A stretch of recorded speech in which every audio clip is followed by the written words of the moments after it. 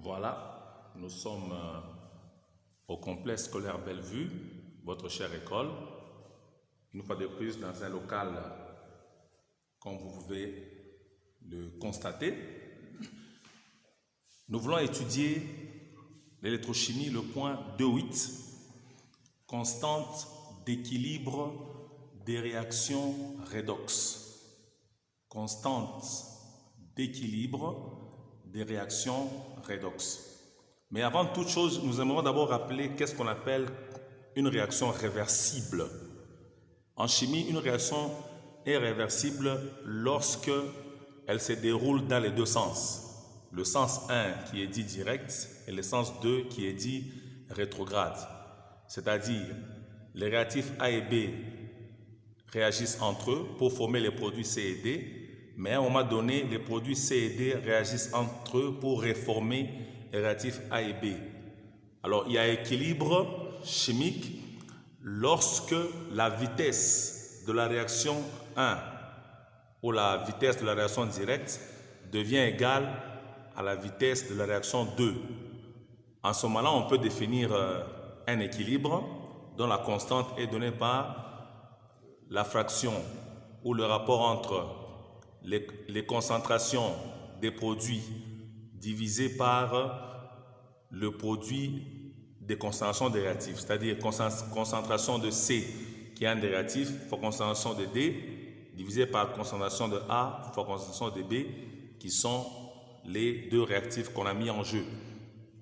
Alors pour le cas des réactions redox, nous pouvons aussi parler de l'équilibre de la réaction.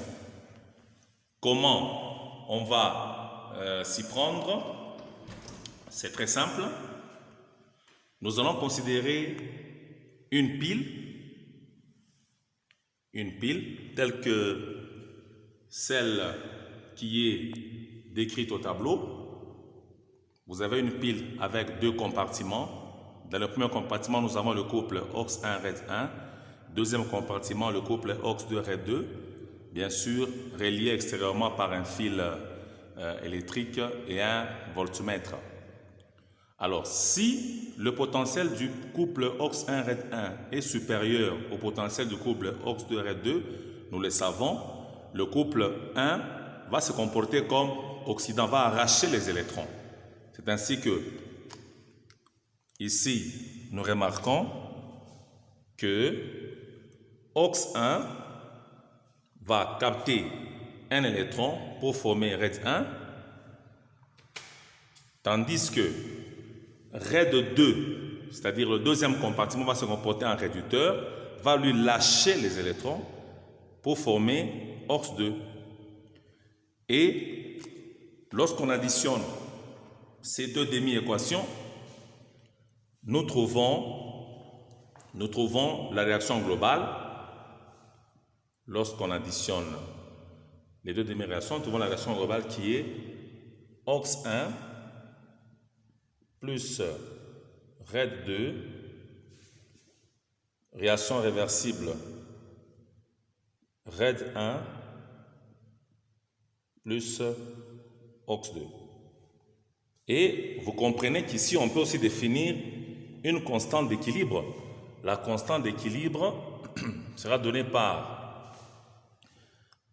concentration de RED1 multiplié par concentration de OX1 sur concentration de OX1 fois concentration de RED2.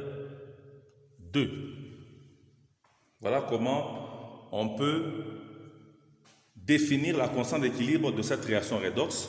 On la définit pratiquement de la même manière que nous l'avons fait pour une réaction chimique en général, comme on peut le voir aisément au tableau.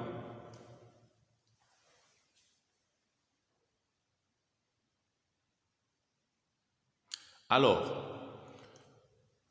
nous pouvons transformer cette relation en associant les potentiels redox. Nous avons deux couples. Nous avons le couple 1 et le couple 2. Nous pouvons aussi dire que le potentiel du couple 1